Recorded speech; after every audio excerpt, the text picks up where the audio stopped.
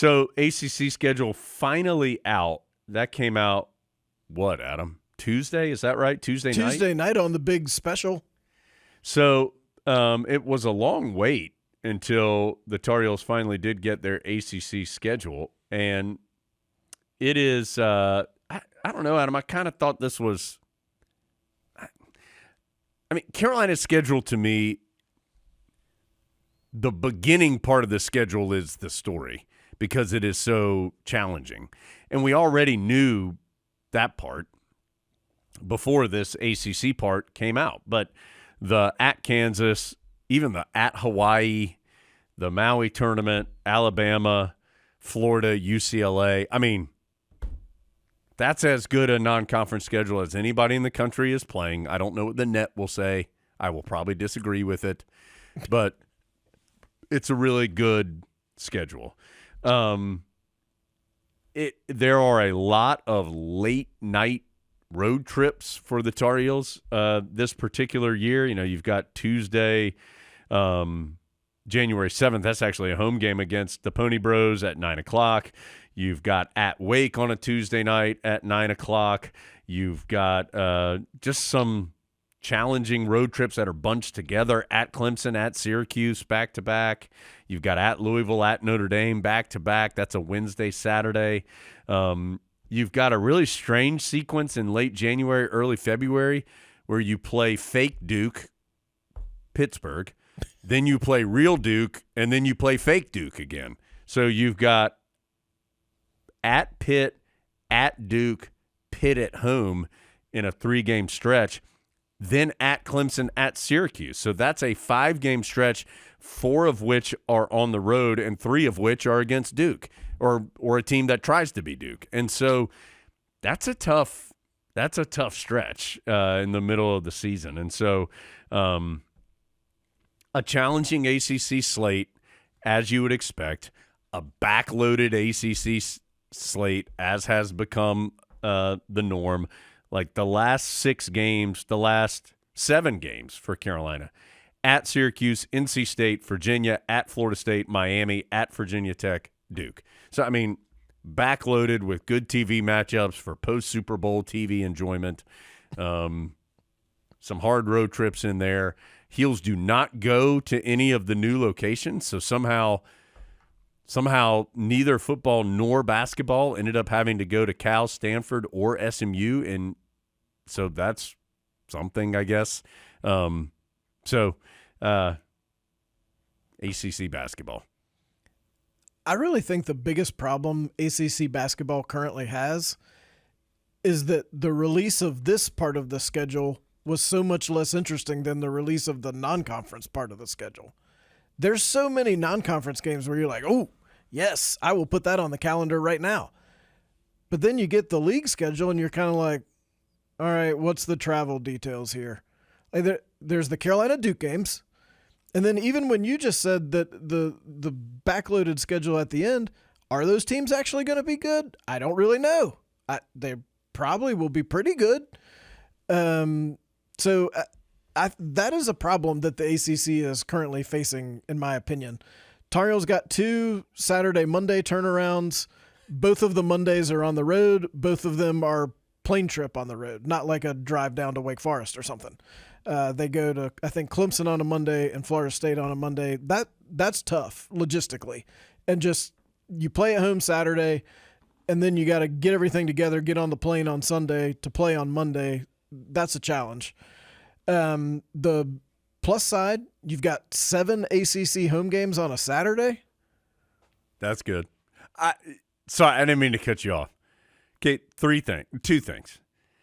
You only play 3 teams twice. Carolina's Duke, State, and Pitt. I feel like somehow magically Pitt's ended up being the team that Carolina plays multiple times. I'm sure it was just luck of the draw.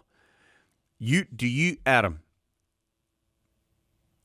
if you need any, not that you need any further evidence because it's a fact, here are the networks that the Tar Heels play on. Okay, so the networks that they play on in conference games from January 1st until January 25th, okay?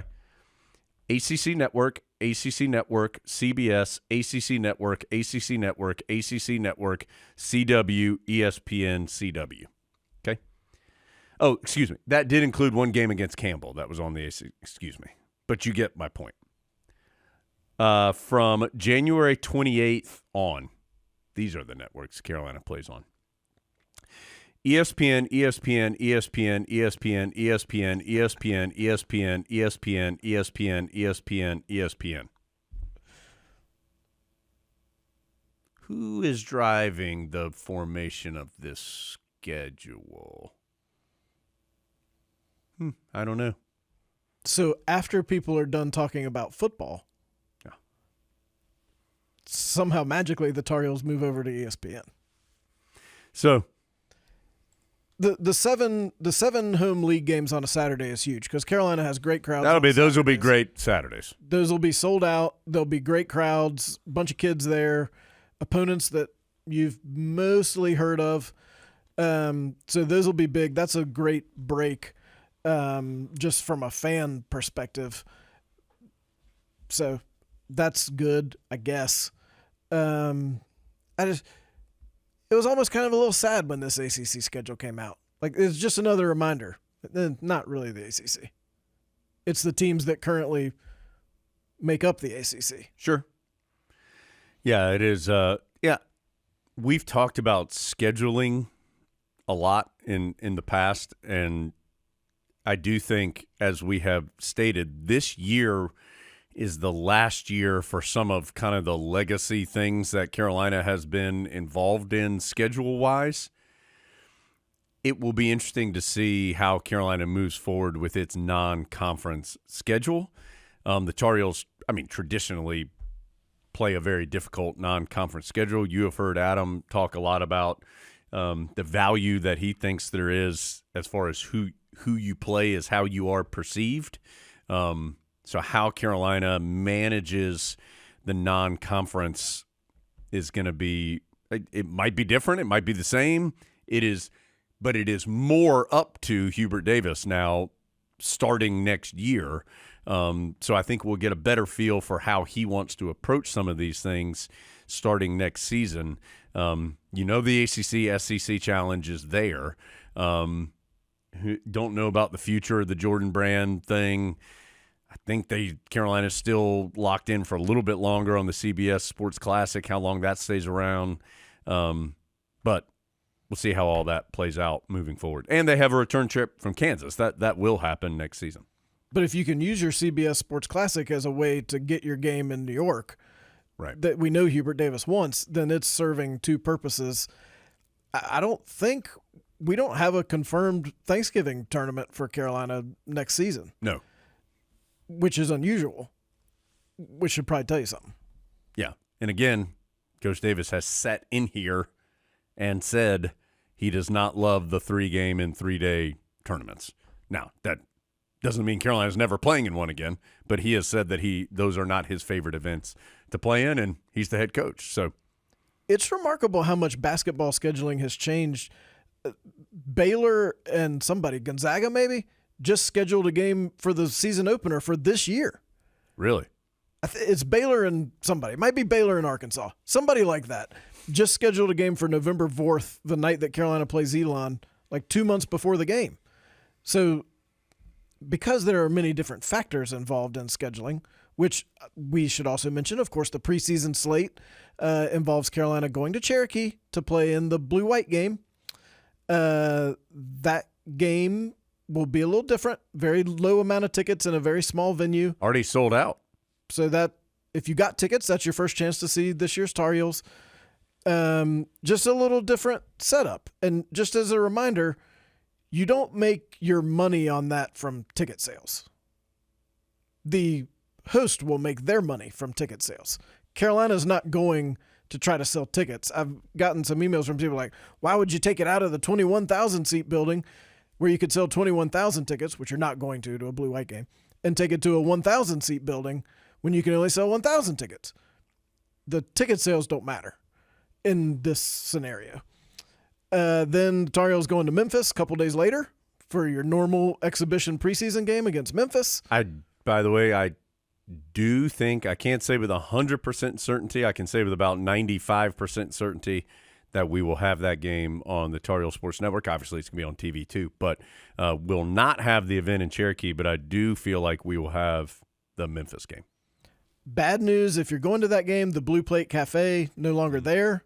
That is a bummer. So, I mean, that would be a definite stop, but not happening. We'll have to find a backup option. And then the Tar Heels hosting Johnson C. Smith on October 27th, which is a Sunday. That game is on the season ticket package, and you'll find out more about single game tickets here in the pretty soon days to come. And I do feel like we will have that game on the network as well. So I think we will have both those more organized exhibitions available on the radio in addition to the Memphis game being available on television. And I think the Johnson C. Smith game will be streamed as well. That traditionally is streamed by Carolina. So would think that would be available in that way as well. It was funny, not really funny, haha, in the release about the ACC schedule where there was a line that said something like, if your network is listed as ACC Network Extra, you have the ability to pick your game time, and please let us know what you decide. And I thought, oh, wow, the Tar Heels might have some games where they get to pick the game time. And then I went to the schedule, and there were not any ACC Network Extras. That was really for other folks.